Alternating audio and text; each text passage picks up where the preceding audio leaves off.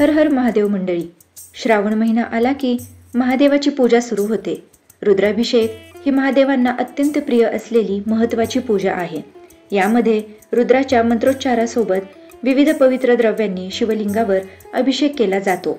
या विधी घरच्या घरीही योग्य प्रकारे केल्या जाऊ शकतात। आज या व्हिडिओमध्ये जाणून घ्या घरच्या घरी रुद्राभिषेक कसा करावा आणि त्याची विधी, रुद्राभिषेकासाठी आवश्यक सामग्री, द्रव्ये कोणती वापरावी आणि का, पूजा सामग्री घेण्याच्या वेळी कुठल्या गोष्टींची काळजी घ्यावी, रुद्राभिषेक केल्याने काय लाभ होतात, याविषयी सर्व माहिती आपण या व्हिडिओमध्ये पाहू। सर्वप्रथम रुद्राभिषेक करण्यापूर्वी सकाळी स्नान करून स्वच्छ वस्त्र परिधान करावी। घरातील शांत स्वच्छ जागी शिवलिंग ठेवावे। पूजेच्या वस्तू तयार ठेवाव्यात।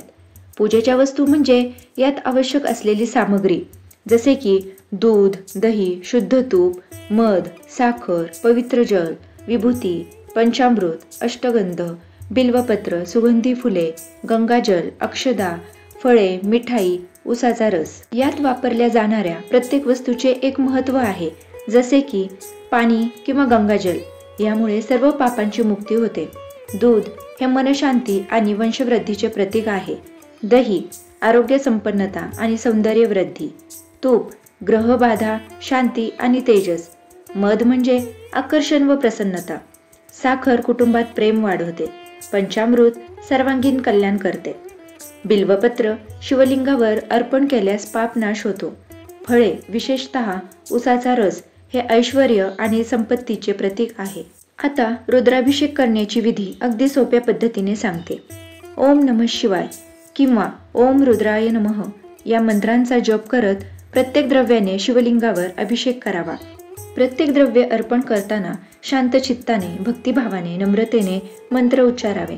पंचामृताने अभिषेक झाल्यानंतर शुद्ध पाण्याने स्नान घालावे।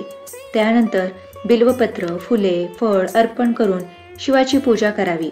शेवटी आरती व प्रार्थना करावी। रुद्राभिषेक सोमवार किंवा श्रावण महिन्यात केल्यास अधिक शुभ फळ मिळते। शक्य असल्यास रुद्रसूक्त किंवा शिवतांडव स्तोत्र वाचा। या पूजेत वापरल्या जाणाऱ्या सामग्री घेताना काही महत्त्वाच्या गोष्टींची काळजी घ्यावी। रुद्राभिषेकासाठी वापरात येणारे दूध हे पितळी भांड्यात ठेवू नये। रुद्राभिषेकासाठी घेतली जाणारी अक्षदा अखंड असावी, तुकडे नसावेत। बिल्वपत्र फाटकी नसावीत। पूजेसाठी आणलेल्या फुलांमध्ये केतकी हे फूल नसावे, इतर सुगंधी फुले असावी। तुळशीपत्र पूजेसाठी आणू नये। रुद्राभिषेक केल्याने अनेक फायदे होतात। मनातील भीती नाहीशी होते, चिंता जाऊन निर्भयता येते, सततचे आजारपण, दुर्धर रोग दूर होतात, नात्यांमध्ये मधुरता येते, आर्थिक अडचणी दूर होऊन धनसंपत्तीत वृद्धी होते। या पूजेने पुनर्वसू, अश्लेषा आणि पुष्य नक्षत्रावरील कुंडली दोष नाहीसे होतात। कर्क राशीत जन्म घेतलेल्या भाविकांसाठी ही पूजा अति लाभदायक आहे। या पूजेच्या प्रभावाने उत्तम, निरोगी आणि विद्वान संतती लाभते। श्रावण महिन्यात रुद्राभिषेक केल्यास सर्व तऱ्हेची संकटे नाहीशी होतात। या पूजेने शत्रू देखील वश होतात। रुद्राभिषेकाने अकाली मरण टाळता येते। या पूजेने भूतबाधा नष्ट होतात। नोकरीच्या ठिकाणी पदोन्नती होते। व्यवसायात भरभराट होते। शिक्षणात प्रगती होते। एकाग्रता साधली जाते। अचानक येणारी जीवनातील संकटे नाहीशी होतात। एखाद्याच्या पत्रिकेत चंद्रदोष असेल तर रुद्राभिषेकाने दूर होतो। शिवाची कृपा सर्वांवर राहो। अशा आणखी आध्यात्मिक आणि माहितीपूर्ण व्हिडिओसाठी अमृतवाणी बस चॅनलला लाईक, शेअर आणि सबस्क्राईब जरूर करा। पुन्हा भेटूया एका नवीन भक्तिपूर्ण विषयासह। धन्यवाद।